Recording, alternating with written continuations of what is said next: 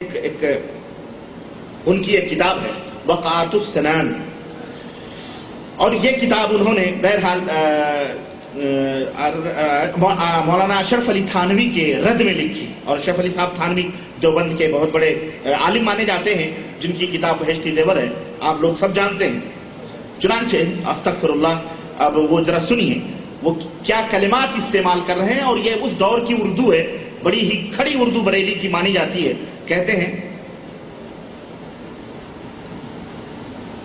ضربت مرداں دپدی نعمت رحمان پشیدی۔ تھانوی صاحب اس 10ویں کہاوی پر اعتراضات میں ہمارے اگلے 3 پر پھر نظر ڈالیے۔ دیکھیں زبان، دیکھیں یہ اعلی حضرت مجدد دین ملت فاضل بریلوی کی زبان ہے یہ کیا، اور اشارہ دیکھیں کتنا خطرناک اشارہ، تو کسی صاحب علم کے لیے بہرحال کتنا بڑا بھی دشمن ہو اس طرح کا اشارہ نہیں کرنا چاہیے، لیکن دیکھیں کیا کہہ رہے ہیں، سمجھنے والوں کے لیے اشارہ کافی ہے۔ کہتے ہیں کہ اس 10ویں کہاوی پر اعتراضات میں ہمارے اگلے 3 پر پھر نظر ڈالیے، ہمارے اگلے 3 پر پھر نظر ڈالیے، دیکھیے وہ رسولیہ والے پر کیسے ٹھیک اتر گئے، کیا اتنی ضربات عظیم کے بعد بھی نہ سوجی ہوگی، اتنی ضربات عظیم یعنی اتنی مار پڑنے کے بعد بھی نہ سوجی ہوگی۔ وقعات السنان صفحہ نمبر 51 اور مطبوعہ کراچی بحوالہ شریعت حضرت محمد مصطفیٰ اور دین احمد رضا از ملک حسن علی بی اے علیہ۔ ایک جگہ اور لکھتے ہیں کہ رسولیہ کہتی ہے کہ میں نہیں جانتی، میری ٹھہرائی پر اتر، دیکھوں تو اس میں تم میری 1.5 گرہ کیسے کھول لیتے ہو۔ استغفر اللہ، یہ بڑی خطرناک زبان ہے اور بڑی خطرناک اصطلاح ہے، اللہ کرے نہ آپ سمجھیں، اللہ کرے آپ نہ سمجھیں، یہ بڑی ڈینجر باتیں ہیں، لیکن سب کہتے ہیں نا کہ یہ اعلی حضرت کی زبان ہے، یہ ہر ایک کی سمجھ میں آنے والی نہیں۔ کہتے ہیں کہ افر رسولیہ تیرا بھول پن خون پوچھتی کا، اور کہ خدا جھوٹ کرے خدا جھوٹ کرے، افر رسولیہ تیرا بھولا پن خون پوچھتی کا، اور کہ خدا جھوٹ کرے جھوٹ کرے۔ وقعات السنان صفحہ نمبر 60۔ ایک جگہ اور لکھتے ہیں کہ رسولیہ والی نے اپنی 2 شقی میں یعنی 2 ٹکڑوں میں تیرا احتمال داخل کر دیا، تیرا احتمال داخل کر دیا، اور اسی طرح اپنی کتاب، ان کی ایک کتاب ہے خالص الاعتقاد، اور یہ کتاب حسین احمد مدنی کے متعلق انہوں نے لکھی ہے۔ حسین احمد مدنی جانتے ہیں اس وقت ہمارے ہندوستان میں مولانا اسد مدنی جمعیت علماء ہند کے پریزیڈنٹ ہیں، اور کانگریس پارٹی کے بہت پرانے باپ داداؤں سے وراثتاً وہ سیٹ چلی آ رہی ہے، کبھی کانگریس کبھی اندرا گاندھی کے چرنوں میں بیٹھا کرتے تھے، آج بھی وہ کانگریس پارٹی کے چرنوں میں بیٹھتے ہیں۔ تو حسین احمد مدنی ان باپ ہیں مولانا اسد مدنی کے، جو دارالعلوم دیوبند کے جو ہے وہ ہیں کیا کہتے ہیں اس وقت دارالعلوم دیوبند کے ناظم ہیں اور محتمم ہیں، یوں سمجھ لیں آپ۔ ان کے باپ کے متعلق لکھتے ہیں احمد رضا خان صاحب کہ کبھی کسی بے حیا ناپاک گھنونی سے گھنونی بے باک سی پاجی کمپنی گندی قوم نے اپنے خصم کے مقابل بے دھڑک ایسی حرکات نہ کی، آنکھیں میچ کر گندا منہ پھاڑ کر ان پر فخر کیے، انہیں سرے بازار شائع کیا، اور ان پر افتخار ہی نہیں بلکہ سنتے ہیں کہ ان میں کوئی نئی نویلی حیادار شرمیلی باقی نکیلی میٹھی رسیلی اچیلی البیلی چنچل انیلی اجدیا باجی آنکھ یہ تان لیتی اوجی ہے، ناچنے ہی کو جو نکلے تو کہاں گھونگھٹ، اس فاحشہ آنکھ نے کوئی نیا غمزہ تراشا اور اس کا نام شہاب ثاقب رکھا۔ کچھ سمجھ آئی آپ کے یہ گالیوں سے بھری ہوئی زبان ہے، یہ مہذب گالی ہے، یہ مولویوں کی گالی ہے، کی گالی ہے، یہ اعلی حضرت کی گالیاں ہیں۔ یہ کہتے ہیں اسی کتاب میں لکھتے ہیں ایک جگہ، کہتے ہیں کہ کفر پارٹی وہابیہ کا بزرگ ابلیس لعین خبیثو تم کافر ٹھہر چکے ہو، ابلیس کے مسخرے دجال کے گدھے، ارے منافقو وہابیہ کی پوچھ ذلیل عمارت قارون کی طرح تحت الثری پہنچ چکی ہے، نجدیت کے کوے سسکتے، وہابیت کے بوم بلکتے اور مذبوح گستاخ بھڑکتے۔ خالص الاعتقاد صفحہ 2 سے لے کر 20 تک۔ اور اسی طرح شاہ اسماعیل شاہ اسماعیل شہید کے متعلق لکھتے ہیں اپنے کتاب الامن والعلا میں صفحہ نمبر 112 میں کہ سرکش طاغی شیطان لعین بندہ داغی محمد یہ اسماعیل. فتاوی رضویہ بڑی معروف کتاب ہے، اس میں لکھتے ہیں کہ غیر مقلدین اور دیوبندیہ جہنم کے کتے ہیں، رافضی شیعہ کو ان سے بدتر کہنا رافضیوں پر ظلم ہے. غیر مقلدوں کو رافضی شیعہ کہنا یہ رافضیوں پر بھی ظلم ہے، ان کی شان خباثت میں تنقیص ہے. اور کہتے ہیں جو اسماعیل شہید دہلوی کو اور میاں سید نذیر حسین محدث دہلوی کہتے ہیں اس کا معتقد ہو وہ ابلیس کا بندہ ہے، جہنم کا کندہ ہے. اور یہ جتنے غیر مقلدین ہیں سب بے دین پکے شیاطین پورے ملاعین ہیں. خیر، یہ ان کی زبان کے بارے میں عرض کر رہا تھا کہ اپنے مخالفین کے تعلق سے مجدد دین ملت میں حاضرہ فاضل بریلوی، امام احمد رضا، امام اہل السنہ والجماعہ، امام الاحناف کہہ لیں. ہم اہل السنہ تو نہیں کہہ سکتے کیونکہ الحمدللہ اہل السنہ والحدیث ہم ہیں، لیکن ان کو ہم کہہ لیں امام الاحناف کہہ لیں. تو اور امام الاحناف میں بھی ان کو پورا امام نہیں کہا جا سکتا کیونکہ حنفیوں میں بھی کئی ٹکڑے ہو کر کے انہوں نے مختلف آپس میں خوب جوتیوں میں دال بانٹی ہے اور ایک دوسرے کو گالی گلوچ بکی ہے. بہرحال لیکن میں یہ کہہ رہا تھا کہ ان کو اس طرح سے غصہ آتا تھا کہ یہ زبان استعمال کرنے میں بڑے ہی بے دریغ اور بڑی عجیب و غریب زبان استعمال کرتے تھے. چنانچہ ان کے ایک معتقد ہیں وہ بھی یہ کہنے پر مجبور ہو گئے. ایک دفعہ کہتے ہیں کہ حضرت آپ مخالفین کے حق میں بہت سخت تند مزاج واقع ہوئے اور اس سلسلے میں شرعی احتیاط کو بھی ملحوظ نہیں رکھتے تھے. اعلی حضرت شرعی احتیاط کو بھی ملحوظ نہیں رکھتے تھے. چنانچہ کہتے ہیں کہ یہی وجہ تھی کہ لوگ ان سے متنفر ہونا شروع ہو گئے. بہت سے ان کے مخلص دوست بھی ان کی اس عادت کے باعث ان سے دور ہوتے چلے گئے. انہی میں سے مولوی محمد یاسین بھی ہیں جو مدرسہ اشاعت العلوم کے مدیر تھے اور جنہیں جناب احمد رضا اپنے استاد کا درجہ دیتے تھے، وہ بھی ان سے علیحدہ ہو گئے. اور اسی پر کہتے ہیں کہ اسی ترشروئی، سخت مزاجی اور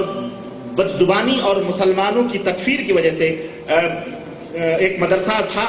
وہ بھی ان کے ہاتھ سے جاتا رہا اور ان کے منتظمین ان سے کنارہ کشی اختیار کر لیے اور وہابیوں سے جا ملے. وہابی ہو گئے کہ یہ یار بڑا بدزبان آدمی ہے. بہرحال اور حالت یہ ہو گئی تھی کہ بریلویت کے مرکز میں احمد رضا صاحب کی حمایت میں کوئی مدرسہ باقی نہیں رہا، باوجود کہ بریلویوں کے اعلیٰ حضرت وہاں اپنی تمام تر سرگرمیوں سمیت موجود تھے. اسی طرح سے بہرحال ان کے بڑے مناقب بھی بیان کیے جاتے ہیں اور وہ مناقب اور وہ تمام سب چیزیں تو میں کیا بیان کروں. ظاہر ہے ہر ایک اپنے اپنے بزرگوں کے بارے میں مختلف طریقے سے ان کے فضائل اور ان کے مناقب بیان کرتے ہیں، تو وہ ہمارے لیے باعث عبرت نہیں ہے. آئیے میں نے اعلیٰ حضرت کے ملفوظات کا وعدہ کیا ہے جو آپ کی خدمت میں اس مختصر سے وقت میں رکھنا چاہ رہا ہوں. میں اعلیٰ حضرت کا میں نے پورا انٹروڈکشن آپ کی خدمت میں رکھ دیا کہ وہ کیسے تھے، کیا رنگ تھا، کیا نام تھا، کہاں پیدا ہوئے، کب پیدا ہوئے، کیا تھے. میرے عزیزوں، میرے بھائیوں، احمد رضا خان صاحب نے کوئی نیا کام نہیں کیا ہے، بلکہ ہندوستان کے اندر بر صغیر، بلکہ ہندوستان نہیں بلکہ متحدہ ہندوستان یعنی بر صغیر، تقسیم پاکستان اور یہ تمام سب جو تقسیم ان سے قبل، ان سے پہلے کی میں بات کر رہا ہوں، سن 47 سے پہلے کی میں بات کر رہا ہوں. یہ 19ویں صدی کے لوگ ہیں، 18 میں پیدا ہوئے ہیں. بہرحال یہ سن 1865-63 جو بھی 63 رہا ہو اس میں یہ پیدا ہوئے ہیں. اس دور میں یا اس سے پہلے ہندوستان مکمل طور پر صوفی صافیوں کا ایک سادھو سنتوں کا دیش معروف اور مشہور تھا. اور جو مغلیہ سلطنتیں جو حکومتیں تھیں ان حکومتوں کا کام یہی تھا کہ ان کی سرپرستی کرنا اور خانقاہوں اور مزاروں سے استمداد اور یہ تمام سب کرنا تاکہ رام بھی خوش رحیم بھی خوش والا مسئلہ اپنی حکومت ان کو مطلوب تھی. چنانچہ آپ دیکھیں بر صغیر کے اندر اور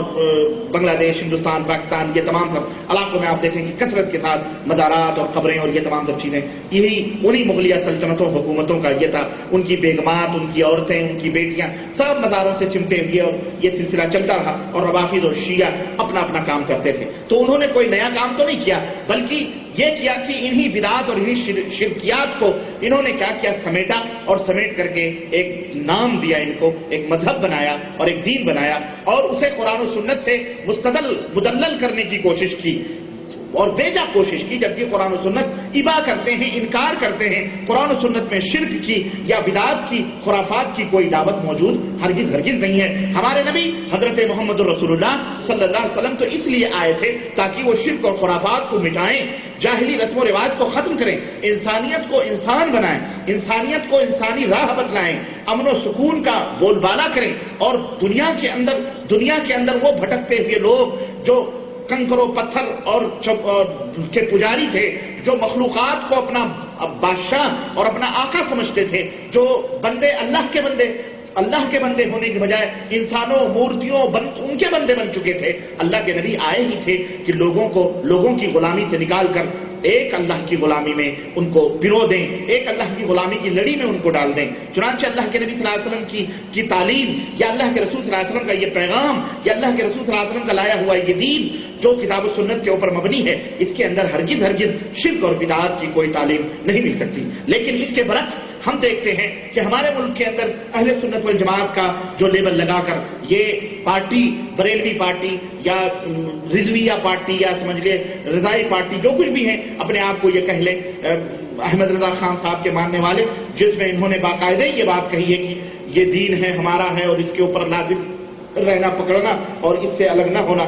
اور اپنے ماننے والوں کو باقاعدہ انہوں نے تنبیہ بھی کی ہے کہ اس دین سے ہٹ کر کوئی نیا دین، کوئی دوسرا دین نہ استعمال کرنا۔ چنانچہ اسی طرح ایک کتاب کے اندر امام احمد رضا فاضل بریلوی ایک جگہ لکھتے ہیں اور عجیب و غریب انداز سے اپنے ماننے والوں کو، میرے عزیزوں، یہ تعلیم دیتے ہیں کہ اپنے ماننے والوں کو یہ تعلیم دیتے ہیں کہ سنو، کہتے ہیں کہ میں پورے 14 برس کی عمر سے تمہیں یہی بتاتا رہا ہوں اور اس وقت بھی یہی عرض کرتا ہوں، وصیت لکھ رہے ہیں، وصیت کر رہے ہیں کہ میں مکمل تمہیں پورے 14 برس کی عمر سے یہی بتاتا رہا اور اس وقت پھر یہی عرض کرتا ہوں کہ اللہ تعالیٰ ضرور اپنے دین کی حمایت کے لیے کسی بندے کو کھڑا کر دے گا، مگر نہیں معلوم کہ میرے بعد جو بندہ آئے گا وہ کیسا ہو۔ مجھے نہیں معلوم کہ میرے بعد جو بندہ آئے وہ کیسا ہو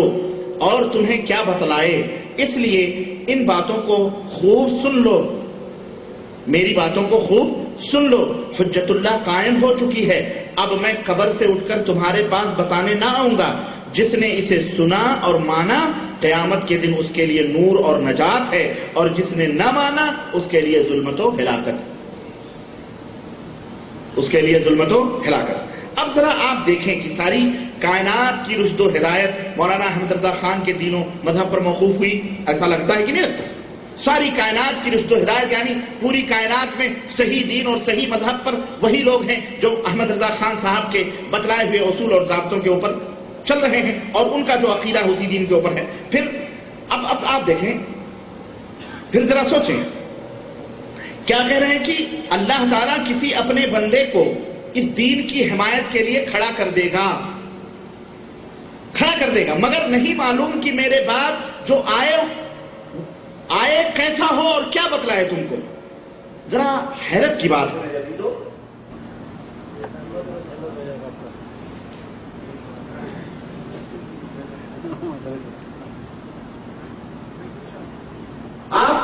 آپ جو ہے ان کو کرنے دیں اپنا کام، مائک تو چل رہا ہے، آواز تو آپ تک آ رہی ہے۔ آپ ذرا سوچیں گے کہ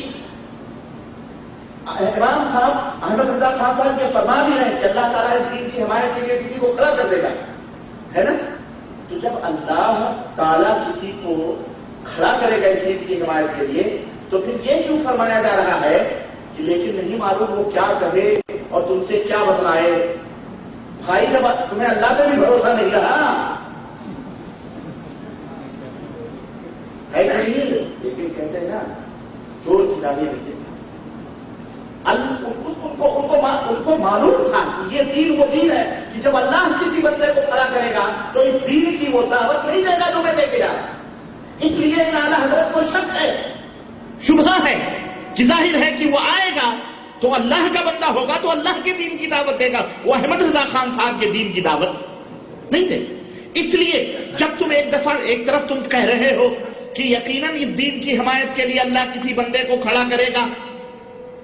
اور پھر تم یہ کہہ رہے ہو کہ لیکن وہ بندہ جو آئے گا پتا نہیں کیسا ہو اور تم سے کیا بتلائے. وہاں جناب اللہ جس کو کھڑا کرے، کیا اللہ تعالیٰ کی انتخاب اور اللہ تعالیٰ کی چوائس احمد رضا خان صاحب کو پسند رہی؟ اللہ جسے منتخب کرے گا دین کی حمایت کے لیے، دین کی سربلندی کے لیے، کیا اس کی تعلیم ہدایت صحت صحیح نہیں ہو سکتی؟ بولو، اس سے بڑھ کر کے تعلیم صحیح اور کس کی ہو؟ لیکن